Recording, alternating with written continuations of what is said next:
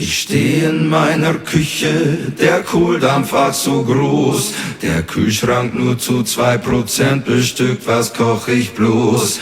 Ich hab noch ein paar Pilze und Semmelbrösel auch. Es scheint mir, als ob ich meine Heißluftfritteuse brauch. Die Brösel in die Schüssel, die Eier separat, davor in etwas Mehl gewendet und in Luft gegart.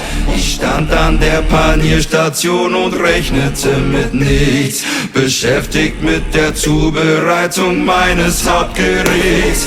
Dann klingelte das Handy und ich ging ganz zögerlich ans Telefon, der Anruf überrumpelte mich.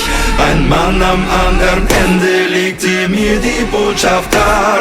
Das war der Tag, an dem mein Leben plötzlich ein anderes war.